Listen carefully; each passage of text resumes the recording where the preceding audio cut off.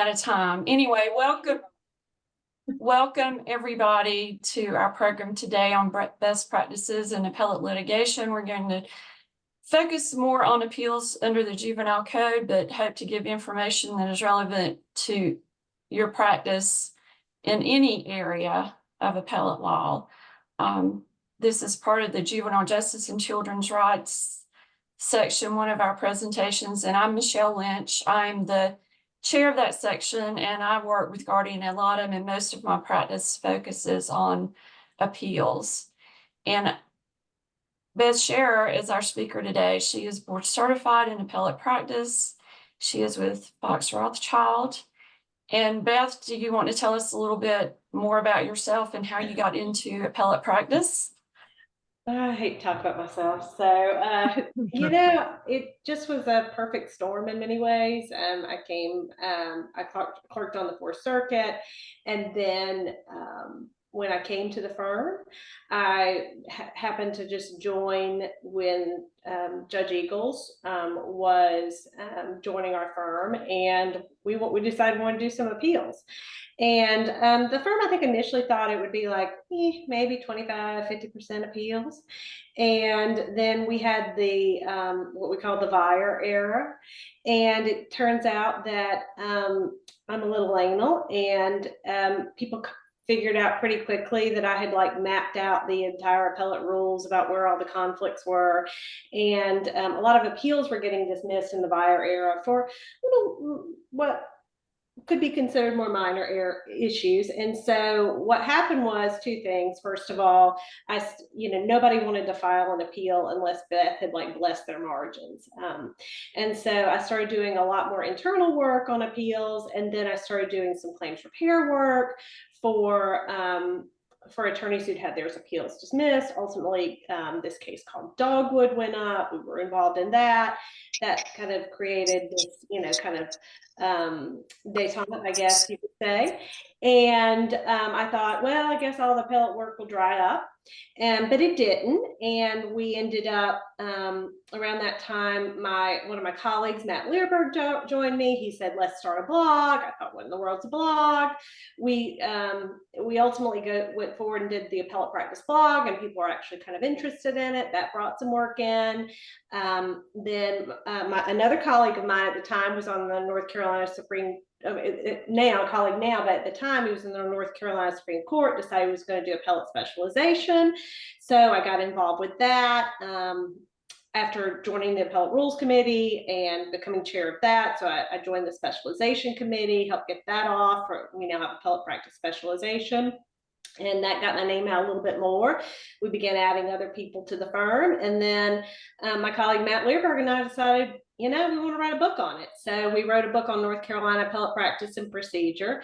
I don't know, some people may have read it, some may have not. The big thing was we decided we wanted to write it because we wanted to know more about it than anybody else if we possibly could. And if, it was helpful to other people, let's go ahead and write it. So ultimately, all of this came to be where, I started off and I thought maybe I'd have 25% appeals. We now have, I think we have 6 lawyers who do mostly appeals in our North Carolina appellate practice group. And we enjoy working together, and, it's just a great kind of life to have. And so long story short, that's, I love what I do. That's how I do primary appellate work. And also, don't tell anybody, but I'm really, really bad at trial work. Well, great. We are so glad to have you here today. And I think you said the treatises, you're going to update it. You're in the process of doing that. Is that right? Yes. That was one of the things I didn't think about very well. Whenever we thought about, let's do a treatise. It was... you have to update it. Thankfully, we negotiated that we're not only supposed to update every 2 years. So we're working on the update. This will be the 3rd edition. So I'm working on an update, and that's always just fun. I mean, don't make any money off of it, but it's just fun because you get, you find out about things. That's actually if I had to have a request for anybody in this group, it's if something interesting happens and you think our treatise needs to address it, I can't read every case that comes down or even spot everything. So send it to me. I keep a list of things that I might want to address in the next update or the update after that. So just send it on. And, we learn about a lot of things when we're working on the treatise updates. So. Okay, so that's good to know. We can send you some things. Always nice to have that resource, and maybe that will be helpful to you too. So let's get started because we do have these questions we want to get through, and hopefully we can get through all of them. And so let's talk about the beginning of an appeal. And this may seem basic, but I want you to add in anything you think that is important. So as far as preserving an issue for appellate review, what is the best way to do that? And in particular, how about when you have an issue or an order that isn't immediately appealable?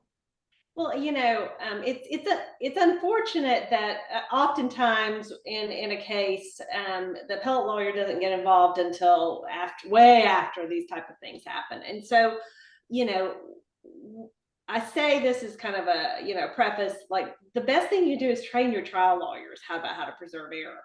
Trial lawyers are just natural optimists, right? They think they're going to win, or maybe they don't. I mean, but a lot of the trial lawyers I do, I mean, you can't go to trial unless you think you're going to win, unless you got a really stupid client, right? So they're just optimists, and so they're like, oh yeah, I'm going to win. And they're right in some way. The best way to win on an appeal, I've said this many times, is to be the appellee. So, I understand their thought, but at the same time, it's very important for them to think about, well, what if, the unimaginable happens and you actually lose this issue? How can you preserve it? And so what I tell my trial lawyers is, first thing, what is the gold standard for preserving an issue for appellate review? And that is, some kind of submission that you made to the trial court, briefs, a memo, a letter, something in writing that not only, flags the issue, but articulates why you think the trial court should rule in your favor on this issue. And I think it's a gold standard because it helps you, if you sit down, you write a brief or a letter, you think about it. And unlike what I say, the silver standard, you're able to get all those details in there that you might not, in other avenues. So, that's the gold standard. Silver standard is a hearing transcript. And that is, what did you talk about? And that can sometimes kind of move into like a gold standard if during the hearing additional issues kind of come up. But the most important thing about that is you got to get those hearings recorded. And I know, sometimes it's hard to do that.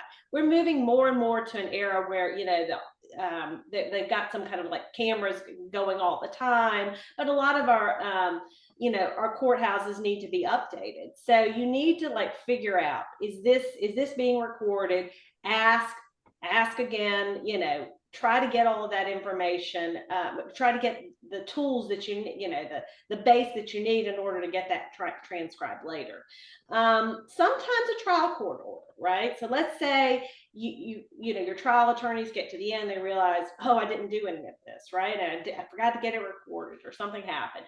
Sometimes you can get the trial court judge to like put what your argument was in his order, and that can be helpful.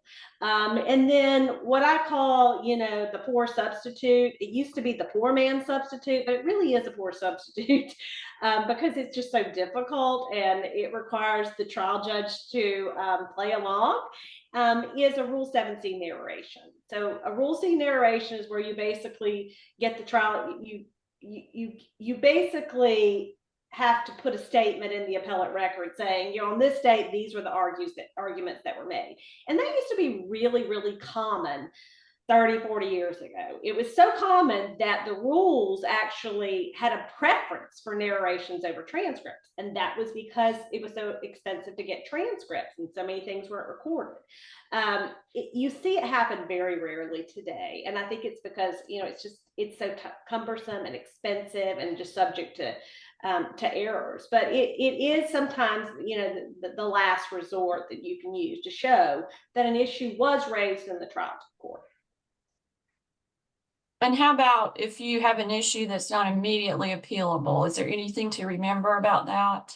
Well, I mean, treat everything like, you're the next step you're going to be appealing it, right? But I mean, the biggest thing to remember about, if an issue is not immediately appealable is whenever it's time to notice of that appeal, sit down and look at all the intermediate orders of the trial court that you might want to appeal, because again, there are some ways to get around it, but the gold standard is, whenever you file your notice of appeal, whenever you draft it, you put in the final judgment. So you identify the final judgment, and then you identify any intermediate or intermediary orders that you intend to challenge as well on appeal. Okay, and that brings us to the next issue is filing the notice of appeal. What is important to remember about that? Well, it's funny because yesterday we just had a new appellate attorney join us, and she does a lot of federal cases, and she's like, what should I look at first? And I said, well, everything, here, these are some things you can tell the different, these are some resources to look between the difference between federal court and state court. But the only thing we really can't fix are jurisdictional problems and notice of appeal problems. So definitely reach out for that. And I talked about the fact that, Matt and I have been doing this for a very long time, Matt Learberg and I, and the only thing that really makes us nervous is filing notice of appeal, because it can be a very tricky type of thing. And so, our practice is 1, maybe 2, 3 eyes look at those notices of appeal before they go in. And then similarly, because you've got to dot your I's and cross your T's, right? And you just don't want to have a mistake in your notice of appeal. Mistakes happen. Are there ways to get around it? Yes, but you just don't want to have to deal with it. The other component is the deadline for noticing an appeal. And we talk a little bit about, these deadlines for noticing appeal. Whenever a statute sets the deadline for noticing appeal, it is generally a truly jurisdictional deadline, right? It's one of those things that is jurisdictional, and the court, is going to, they have a little less tools in order to address it. Most appeals are, you appeal by, the time for appealing is actually set by the rules. And Rule 1 of North Carolina Appellate Practice and Procedure is the rules shall not be construed to be jurisdictional, because that has to be provided by a statute. But you still see cases that say things like Rule 3 is a jurisdictional requirement. And that's one of the things I really don't love. I hate when they say that, right? Because why are they saying that? Because Rule 1 says, no, don't say that. But the reason why I think they're saying it is, I think they're kind of saying it's like it's treated like a jurisdictional requirement, because I can't remember the rule number. I think it's 26, maybe 25. There's one of the rules that basically says that the court can't extend the time for filing a notice of appeal. So rule 2 can come in and help you with a lot of different things, but it cannot help you with a timing problem with your notice of appeal. Your only really hope is a Rule 21 petition for writ of certiorari. And so that kind of is a segue for how many days do I have? Should I add the 3 days here? Should I do this? Should I do that? Don't file your notices of appeal early, if at all possible. File them early. Do not rely on provisions. Pardon me? Would you let Gary know I'm watching the CLE and I'll call him back? You're on mute, Beth.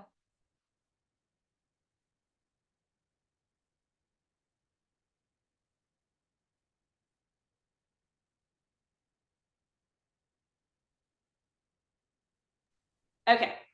I'm not sure who the host is, but the host muted me. So, I guess I was saying too much.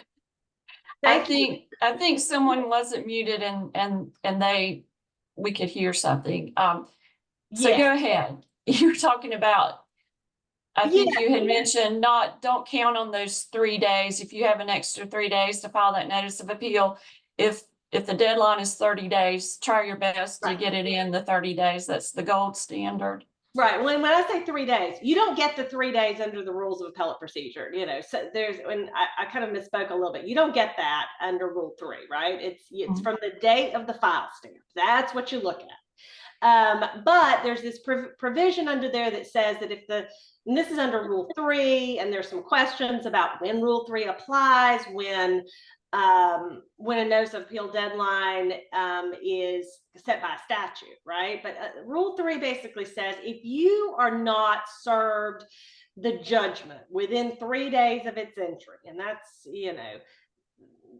again, there's, all kinds of questions there. You, in theory, can file your notice of appeal from the delivery when you actually get that judgment, right? And that's basically designed to, prohibit the appellee from not sending the judgment to you until 30 days, your 30 days or 10 days or whatever have expired. But there's unfortunately some case law that they say bad facts make bad law, and there was some bad facts that made some bad law. And basically there's this, basically actual notice doctrine, which the actual notice doctrine says, well, as long as you knew about that order, you can't take advantage of that tolling provision. And it's pretty broad. The way the court has construed what's your actual notice, it's actually a little more like constructive notice, right? So if somebody picks Right. that up from your firm, from your box, that could be actual notice, right? Because it's the firm that knows about it, or your employee that knows about it. So we just don't use that. We unless we have to. So about maybe 3 times I've had in my entire practice, I've had an attorney call me and say, I just got this order and my deadline has passed. So what do you do? Well, first of all, you probably just need to call somebody, right? Because things constantly change. But what I have had success with in the past is to file a verified notice of appeal. And that verified notice of appeal says, I didn't get this. Nobody in my firm got this. We just received this, on this day. And therefore, this is why we're filing this notice of appeal late under the tolling provision of Appellate Rule 3. And so far, I've not had any issues with it. Okay, verified notice of appeal. I don't think I've seen those, but that sounds great. Those have been successful for you. Yeah, we sometimes have to make things up, right? So, I guess you could just put it in your notice of appeal and not verify it, but I just think it looks nice and feels a little more official, and it looks a little bit more like evidence, right? So, Right.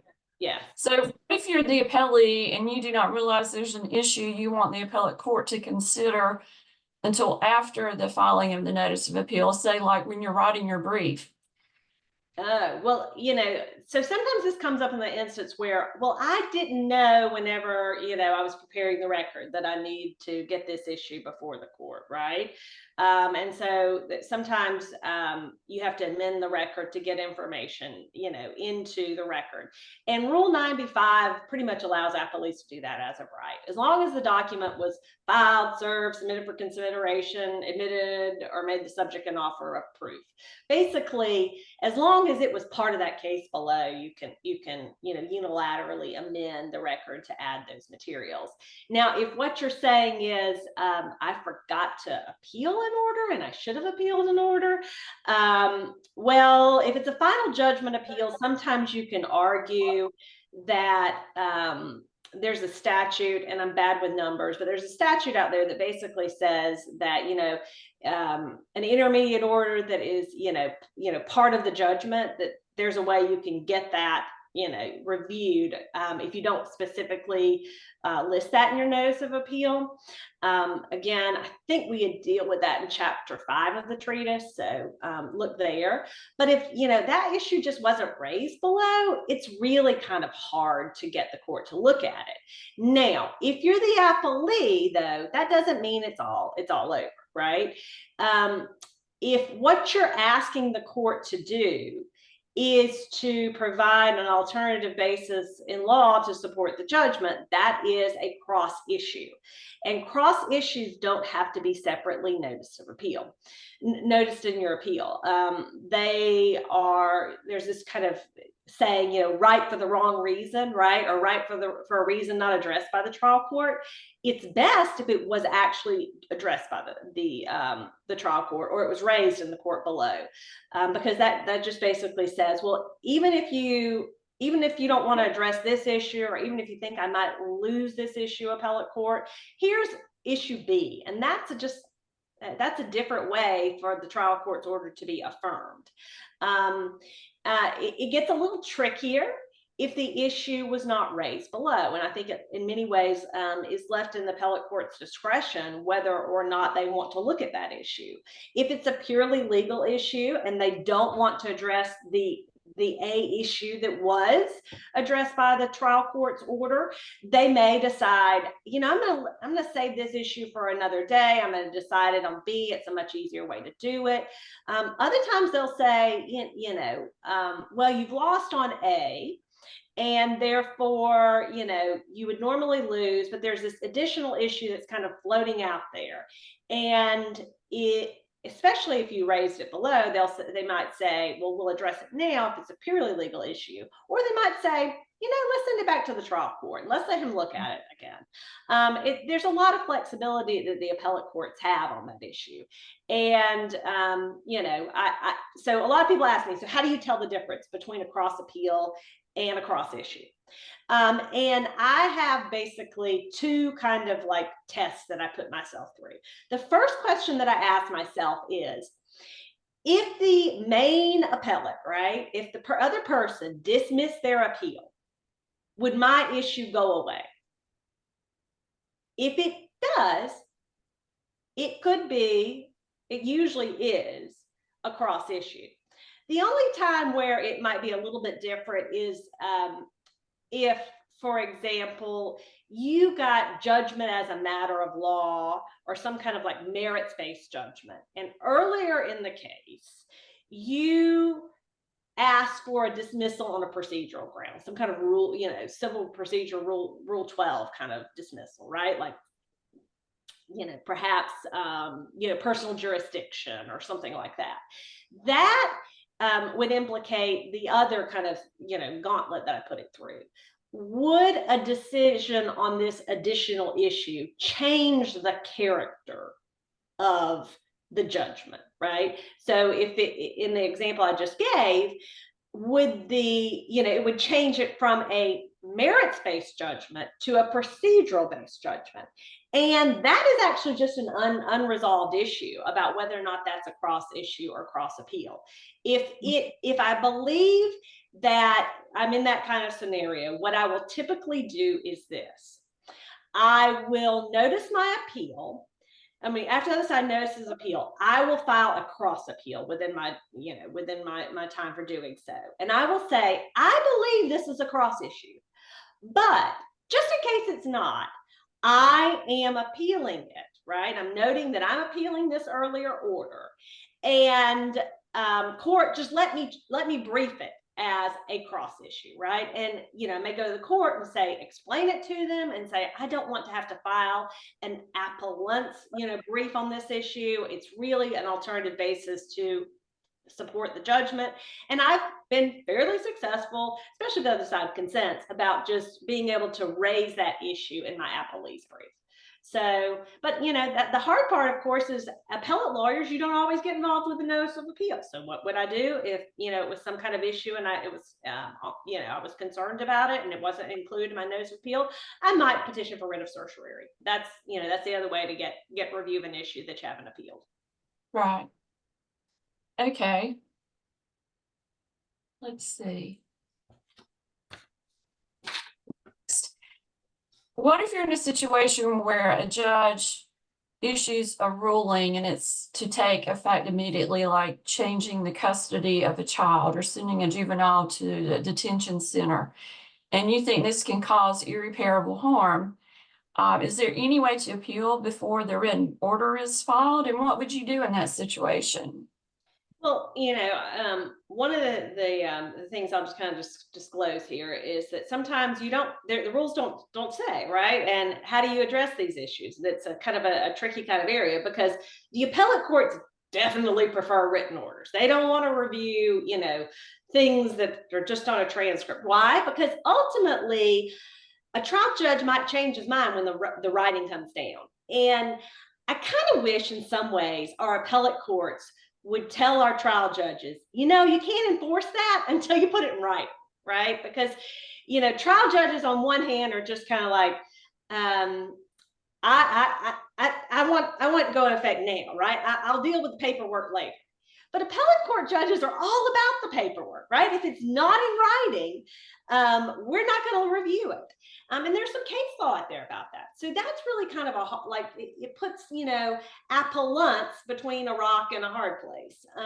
And what I might try is this. And again, we've talked, I think that it's going to take the right case, right? Don't do this in a case where it's a loser. But one thing you could do would be this. First of all, Rule 62 talks about there's like an automatic appeal for the first 30 days after an order is entered, unless the trial judge orders otherwise.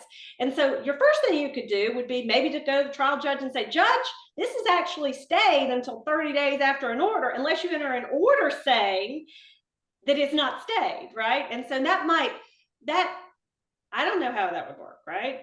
You have to just kind of gauge your trial judge, right? But see what a trial judge would say about that. Maybe that would prompt them to enter their orders before the date they want it to take effect. The other thing, obviously, you can ask for, a discretionary stay. Judge, stay this until you enter the order so that I can, go to the appellate court and see if I can get a petition for writ of supersedious if you don't want to stay it, for me during the appeal. Again, oftentimes trial judges don't like to do that, right? They're trial judges. They don't have to get anybody else to agree with them, and they most certainly aren't going to encourage you to appeal their orders. And they may not be happy to hear that you're going to appeal. Yes, that's right. That's right. It's a little bit like the fox guarding the hen house, right? But I mean, not, but it can get situations like that. So I guess probably, if those kind of things, failed, what I would probably do is this. I'd probably go to the appellate court and I would file a motion for a temporary stay.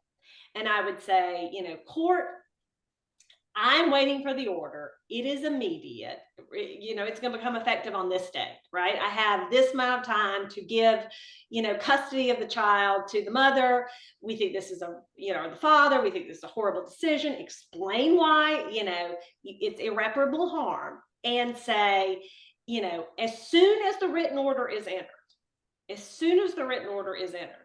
I will file a petition for writ of supersedious and then give them a deadline. Like say, I will file it within 5 days, or I will file it, tell them this temporary stay order will not last forever, but explain to them what, you don't throw the trial judge under the bus, obviously, but kind of, explain trial judge here is basically keeping me from getting review of this order.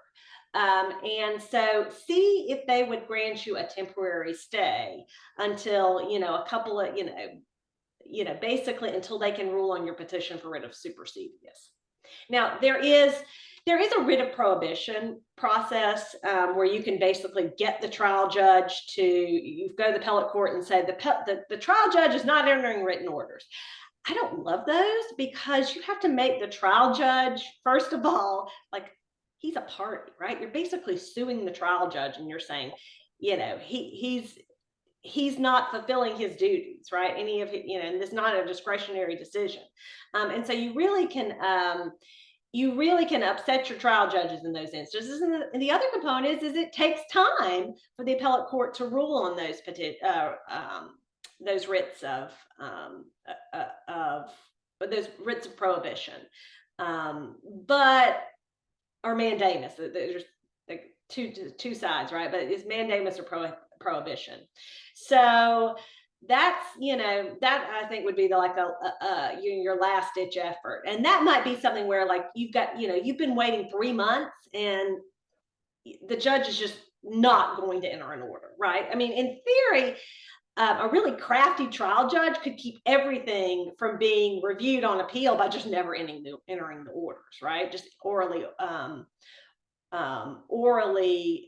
creating, just orally rendering his ruling and then requiring you to comply. I think at some point, though, the appellate courts would figure out that was what was happening and, say cut it out. Is everybody still here? Yes. Technical issues.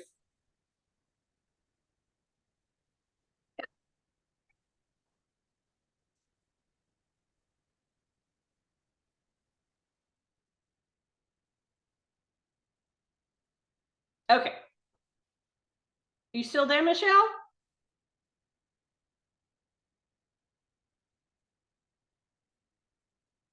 I was muted, sorry.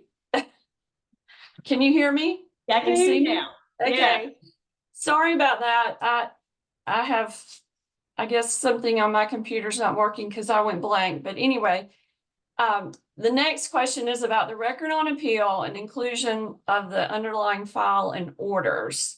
Because this is an issue that comes up a lot in abuse, neglect, and dependency appeals, or when you have a TPR and you've got this whole abuse and neglect file over here.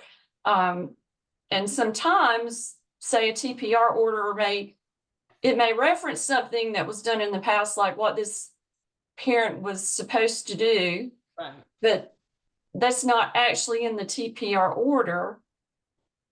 You may have some testimony about it, but then you have this order that clearly showed what that parent was ordered to do, and you would like that to be in the record. Right. Right. So what can you do about that? Again, this right here, in many ways, you need the gold standard is to file, something showing that the trial judge actually is reviewing these other orders. So that would be, a notice of filing, right? Or a notice to take judicial notice, right, of files that are within the, usually in these kind of cases, you're in the same court, right? And what happens a lot of times is, the judge basically has access to both files, but unless you've got it on the record that he's actually looking at that, it can be kind of difficult to, get that information into your appellate record. So the gold standard is to get your trial attorney to just do a notice of filing, right? And say, or then, a notice of, judicial notice.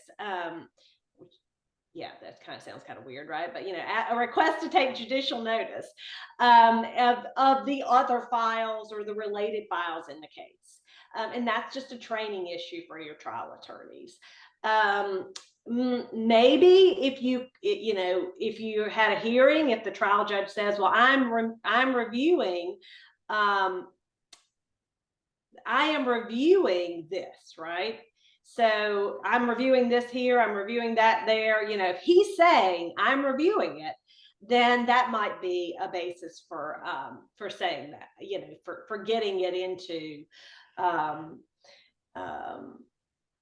the appellate record. And I guess the final, kind of, and then we're talking about, you and I think are talking about like during the judicial settlement, during the record settlement process, right? Right. Well, the final thing would be, well, if there's you basically, when you serve your objections and amendments, you might say, okay, here it is, and I want this in there.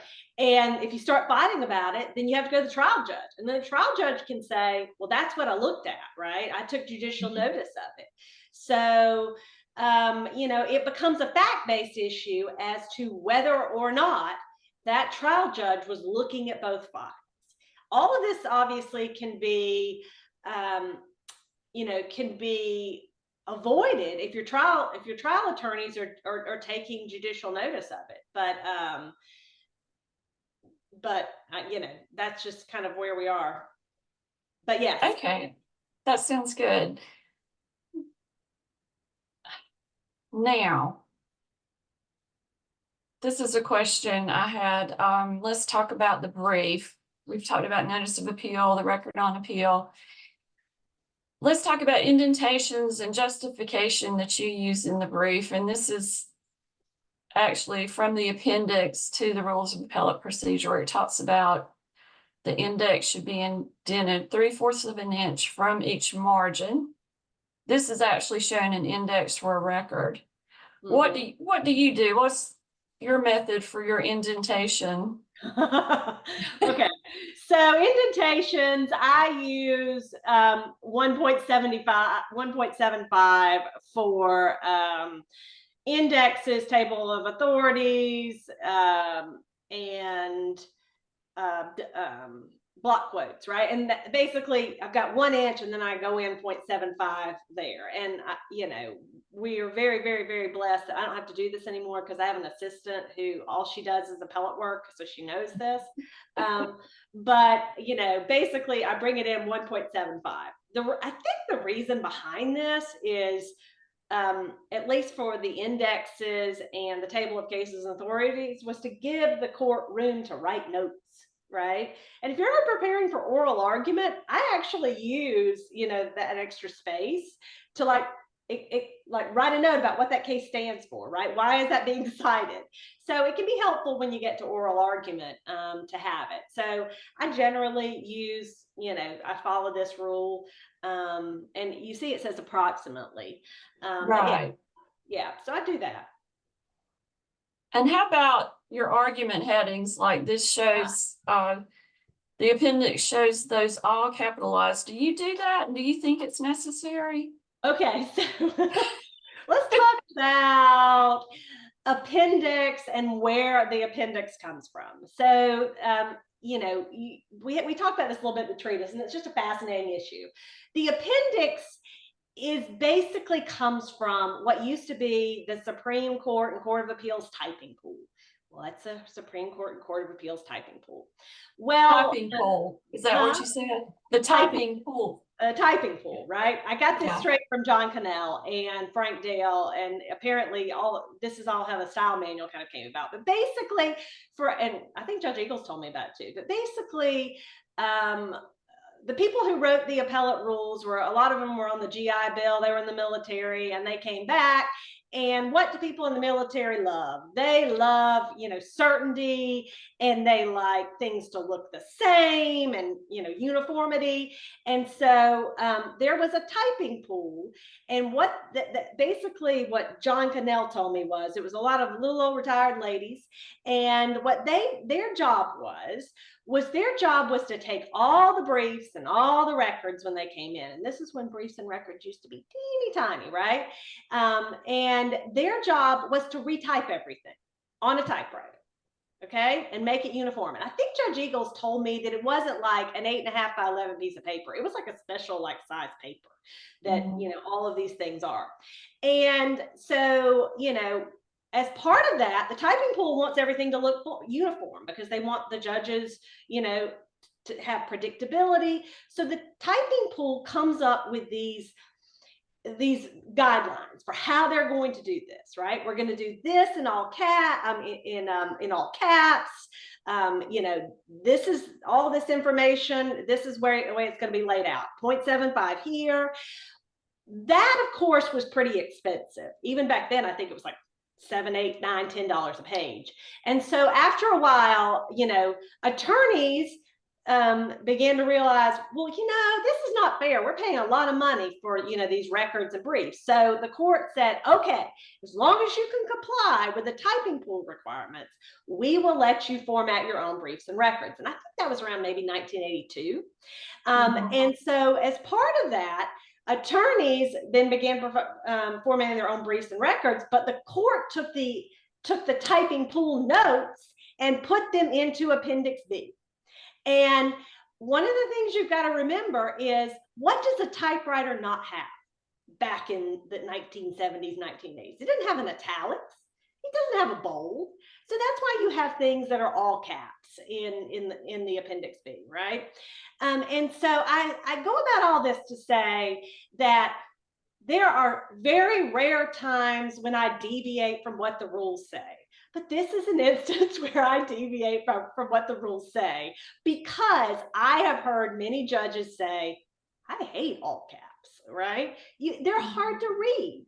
So there is an exception to that. And I generally, for example, like, index, we a lot of times will make those all caps. Arguments, conclusions. Why? Because nobody reads them. Everybody just knows predictably this comes right after that. So I might do that just because I'm trying to differentiate, between the different headings and how they look. I might do those in all caps. But then what I'll try to do then is use the bold. And I think the most important thing is just to be consistent, because while we no longer have the typing pool, I think that people still in the appellate world still like consistency. So just try to be consistent is what I think this one. And for the body of the brief, do you use left justification or full justification for your paragraphs? I use fully justified, but I could be persuaded to use left justified as, readability and how the court's reading things change. I think there's a little bit of both, right? Some people claim it's much easier to read left justified because your brain is trained for, the size of a W is supposed to be, a certain size, right? And, whenever it begins to stretch it out, it can kind of make things difficult to read. But on the other side, people like uniformity. And so, some people prefer justified. I hadn't looked at the court orders in a while to see if they're justified or not. That's sometimes a good way to look at it. What is the court doing right now? Right. Yeah, I think it has been said left justification is easier to read because you do have more white space on the page. But like you said, a lot of people still use full justification. Now let's go to drafting the brief. Could you just give us some general, your best tips on drafting the brief? Okay, best tips on drafting the brief. Okay. Well, this is what I do. So take that for what it's worth, right? I write my facts first. I love writing facts. I love writing, figuring out what's happening. I think it's really good to write your facts and be, at that point, meticulous with your record citations, from the beginning. 2 reasons why. You have to actually look at the record. And then second, you can sometimes find things in the record when you look at it closely, when you're looking for those pinpoint sites that are kind of illuminating, oh, I didn't realize that was there. And that's particularly true if you are appellate counsel just coming in and you didn't live it, right? That can oftentimes really just prompt some information. The other thing that I think is important is I work for a federal judge, and he would come in to say to me, this brief reads like a dime store novel. And he wasn't saying that, he wasn't saying that, to be disparate. He actually liked it. He liked whenever it was easy to read. We have a tendency in the law to write very archaic wherefore and, to say things. And that really is just, if you hand it to somebody to read, they're like, this is boring and archaic, and why are you using these big words? You don't need to impress anybody with the words that you use in your appellate brief. So it's funny because I think the older you get, the more archaic you get, right? So I, in many ways, go to some of our younger lawyers, and they keep up more with oh, this is like a style. Read opinions of judges that are well written, and see how do they use transition words, how do they move, and how do they create this feeling or where a good statement of facts, the court will want to rule for you by the time they finish it, right? Now you can't always have that. You may have some really bad facts, but a good statement of facts should at least hopefully leave the court neutral, even if you've got, bad facts, right? And you sometimes have to disclose those. Yeah, we realize this is some bad facts here, but the court, you want to trust you, and trusting you on your facts, I think, is really important to build credibility. But I read Justice Kagan. She's a great writer, and there's plenty of good writers on our appellate courts now. So read those. I do have a rule though. I read those and then I try to be one step more formal than she is, because courts can get away with things a little more than you can. But there's been some things that I would not have done 20 years ago that, the youngins taught me into over time. They finally kind of wore me down. Starting sentences with the and. When I was growing up, I did not start sentences with and. I'll do that. I think I used my first contraction in a brief maybe 3 years ago. And, for the longest time, I just hated it. And Troy Shelton was the one, he loves contractions. And I was like, I'm not using contractions. So I'd take them all out. But he finally found one where it just didn't make sense not to use the contractions. And one of the things that we've kind of learned, like with your brief style, is to kind of vary the cadence, right? So some short like we love some long sentences, right? As appellate lawyers, let's see how much we can get in there in that one sentence, but kind of vary the cadence. And in this instance, it may have been like, don't do it, right? Or, saying do not do it, that doesn't help you, that's not short and like, don't do it, right? So, I'll sometimes use those, but, again, just keep up with the trends about what's most readable. I do my argument next. And, a lot of times we think this is the way we're going to go. But then when we start weaving those facts into the argument, we'll modify it. Standard of review, very important, especially if you're the appellee, because the standard of review can just sometimes save you. So that's one thing. We never file our first draft. Never. Don't ever file your first draft. I think that the brief that we had the most drafts of, I think we were approaching 50 versions, right? Now, wow. Can everybody do that? No, I mean, that was a big case, right? And it was going amongst lots of lawyers, right? And so every new version got a new draft, or sometimes just be a new day. And I was like, I'm getting rid of this. But don't ever file your first draft. And I think the related note is, don't be the only person that reads it. Send it to somebody else to read. So I think the thing I learned clerking was the person whom I judge, whose opinion he valued the most, was actually his legal secretary, who, had a high school degree. She hadn't gone to college, but she read everything before it hit his desk because he valued her opinion. She also would come to us if it didn't read well or she didn't like how, something was written, and she'd push back. And so, find somebody like that. If you don't have another attorney, but somebody who's not involved with it at all and has nothing in it, and have them look at it and give you feedback. Blue Book. I think it's fair to say that the longer you get out of law school, the more, you become clueless about the Blue Book, because they're constantly changing new edition. I remember whenever I first started practicing, I asked Chief Justice Exum one day, do you want me to Blue Book that for you before we file it? He goes, what's the Blue Book? And the funny part I was like, he didn't know what the Blue Book was. I'd just come off law review. What is the most important thing if you're on law review? Blue Book. You don't know anything about the law, but you know a lot about the Blue Book, right? Come to find out, I found out, later, the Blue Book actually wasn't the Blue Book until like maybe the 8th edition. Rumor has it used to be the Brown Book, but again, let's talk about, World War II kind of era.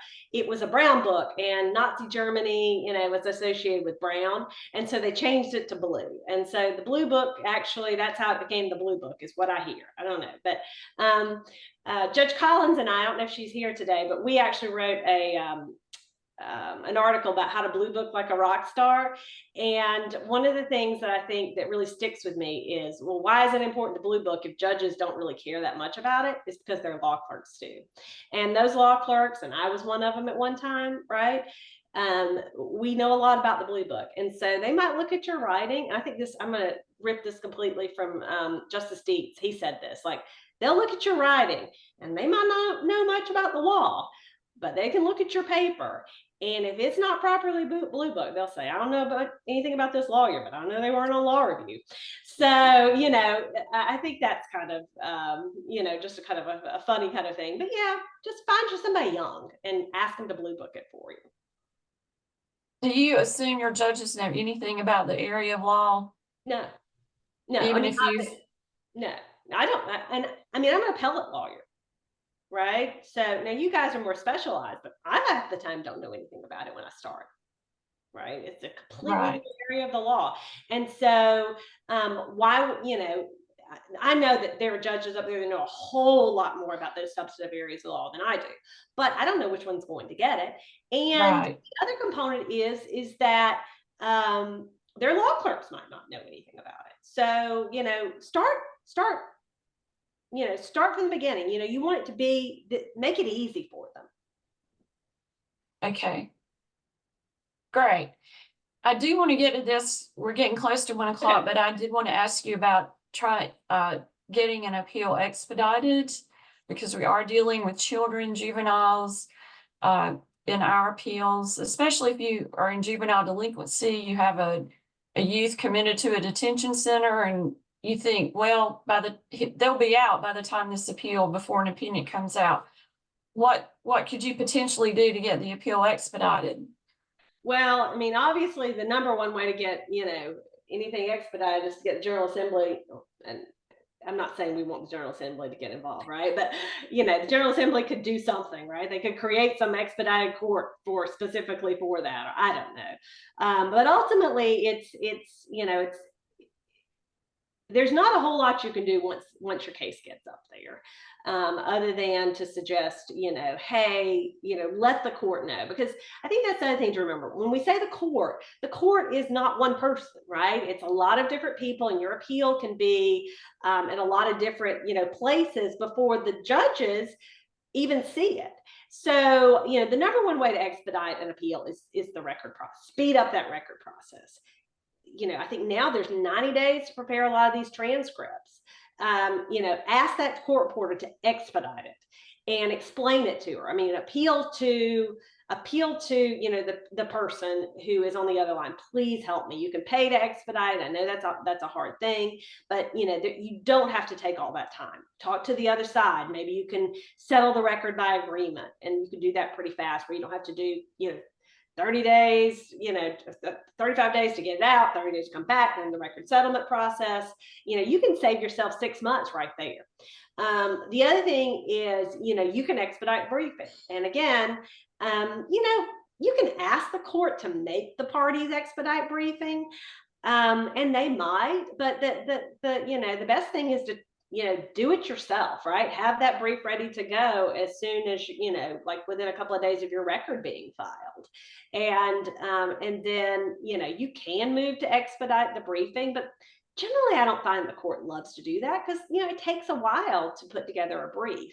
And so that's one thing. And then I guess the only other thing would be, you know, talk to Jean about this, because, you know, there's obviously things change, right? But there might be some way, you know, there is an you know, there's a rule that deals with expediting appeals, but ultimately the court's going to do what the court wants to do, and they have no deadlines. But if, you know, you can find some way to get that before the court, get that before the person that's calendaring the case. I mean, I think Michelle noted that she had one time had a case that took them over a year to get it calendared after the briefs, you know, came in. That really surprised me, because usually they're really fast. Sometimes they just get lost, right? So sometimes you just may have to talk with Jean about, you know, could this be lost? Is there anything I could file to try to get this, you know, expedited, to let the court, the people who are making these decisions about how quick it goes, to know at the right time. And I think that's the other component, you know, timing it right. Because if you file something, you know, early on, way before the court can do anything, well, then it might, you know, slip their mind. So that's just me just coming, you know, talking off the top of my head for ideas. Okay. I think you probably would, unless it's, well, I don't know. I guess it just depends on the situation, when you would want to file some type of motion asking for it to be calendared, or asking for the that to be expedited, that whole process, say you get your briefs in and a couple months have gone by and it's still not calendared. I guess it just depends on your situation, how soon you would want to do that. Right. Well, maybe, talk to Gene, sometimes he'll know Right. what you want, like, hey, Gene, I'm getting ready to file this. This is an issue, this, and I mean, tell him what's going on. Gene and his staff are really, they really try to help. But let them know, hey, this juvenile, he's going to have served all of his time, by this date, right? And we think we have a really good issue here. Now, if it's going to be a loser, I mean, not every. If you think it's very likely it's going to be a loser, right? Don't play that hand, right? But if you really think you've got a really good chance at getting, the juveniles, detention kind of, overturned,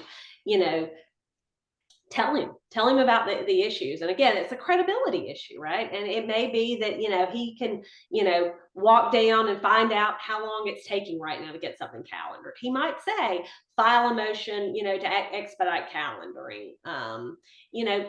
It may even be that you say, we'll waive oral argument. We don't need that because it's that important here. So just think about it and just kind of, use your judgment. But, the court wants to do justice, right? They don't want somebody sitting in jail, especially a juvenile, or not jail, but right in the juvenile detention center if it's not something that, is warranted. Okay, real quick, if we have two more. One is about a situation where you have appellees who may take different positions when they get to the briefing or at the appellate stage. Do the appellees have any responsibility to inform the appellees of their position prior to briefing? What if they're more aligned now with the appellant? Do they file an appellee brief or an appellant brief? I mean, I don't think the rules kind of address this. But I think if you're an appellee, you file an appellee brief, right? If you didn't file an appeal, what you could do is you could ask the court to realign you, and and let you file with the appellant. Because they basically, that's where we are, and we are in many ways we're supporting the appellant, almost like an amicus, right? So kind of supporting the appellant. But yeah, go to court and kind of see what you can kind of work out. And did you ask me do you have an obligation to tell the appellant that you are or the appellees that you're not going to be supporting them, that you're going to be adverse to them? Did you ask me that? Yes. I'm not aware of anything like that. How about if you're changing your position from the trial court? Well, I mean, I still don't think you have an obligation. I mean, you'll tell them whenever they get your brief, right? You have to have I think you probably need to have a very good reason for changing your position in the trial court, because you probably should at least explain that to the court why you are changing position. Right. Okay. And the last question is, do you ever think it's proper to ask to amend the record with an order that was entered after the order on appeal if it relates to a relevant issue in the appeal? Is that ever proper? It can be, and I think the treatise may even talk about that in chapter 10, like amending the record. There may have been a couple of instances. One that kind of hits my head, kind of bounces on my head right away is like, something that kind of moots the entire appeal. Like the appellate court's going to want to know that, right? So, you could move to amend the record to get that in. Under the right circumstances, yes. Again, don't abuse it. That is the number one rule. It's credibility. Don't abuse it. Think hard about why you're doing this, and think about it from the appellate court's perspectives. Would they want to know this information? And if you think there's a good reason, you can always ask, right? That's the thing about appellate rule, too, right? The appellate rules cannot address every single scenario that's going to happen on appeal. And that's why the Supreme Court in its wisdom said, we're going to have an appellate rule 2. And appellate rule 2 says, this gives the court the flexibility to do justice, when the rules don't address something. And so, you can move to amend the appellate record, and then you let the court decide. Very good. That's all I have. If I don't know if we have any questions from the audience. We were a little late in starting, so we have a minute or two if anyone does have something they would like to be addressed. Well, first of all, just thank everybody for coming. The fact that all these people would come and listen to me is kind of nice, right? Let me talk about my favorite topic. I don't know if we have any questions, but yes, this has been so helpful, Beth, and I do appreciate it. I think you don't specialize in juvenile appeals, and that's good, because it's good to get someone. Sometimes it's good to get a little different, a fresh perspective. And I appreciate what you said, because a lot of questions dealt with, well, this will be a little different here. And I appreciate you said, don't abuse it. As far as if you want this appeal expedited, go for it. But don't every appeal you have ask to expedite it, because then I think you'll get that reputation with the court. Right. And like trial judges and appellate judges, you want to protect you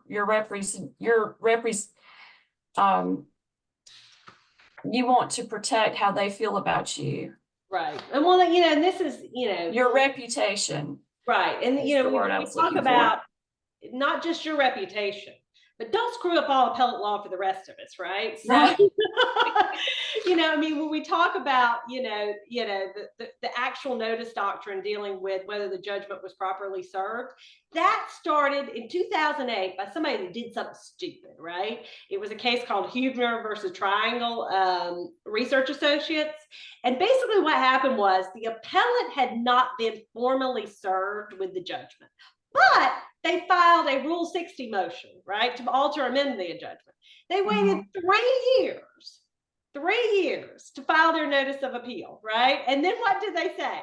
Well, the rules provide that because I wasn't formally served with this judgment, then, I can file this notice of appeal whenever I want to. And of course, the court, came out and said, that the court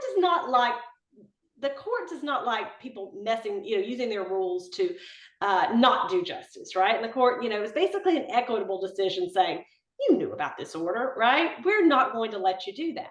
The problem is that those then build. And then a few years later, Manone versus Coffey comes out, and Manone versus Coffey, it was not as an egregious of a situation, but you build from that, and they're saying, well, you had actual notice of it, so therefore your appeal's, dead. And I've just, be really, really careful, because I will be coming to you if you screw up appellate law for the rest of us. I definitely don't want you coming after me. So I may be contacting you if I'm even contemplating doing something that I think may be damaging. Yeah, definitely. Yeah. Talk to other people, that's the other component. I think this is really great that you all have like this group where y'all can talk to one another and bounce ideas off of one another, and go to people you trust and say, would you do that? And just make a commitment to one another that you will, you will always be truthful, right? You just won't be like, rah, rah, rah, yeah. You'll pull back, and you'll think about some things and give good advice. And I think everybody will. I see lots of good people on this call. Yeah, it's always good to have colleagues you can really talk about things. Well, should I do this? What do you think about this? It's always good to get feedback. Okay, well, I think we are out of time, but thank you again so much for doing this today. We've, I think, covered a lot of good information that I hope people can use. I know I can use it. So I really appreciate you being here. Well, thank you all, and I'm sorry about the camera thing. I'm going to use this to go back to my IT department and say, yes, you generally you need to give me a new camera. So sorry about that. So if anyone does have any questions, send them to me and we'll see what we can do. I'll get it to Beth and hopefully get an answer to you. But thank you so much, everyone. Have a great day.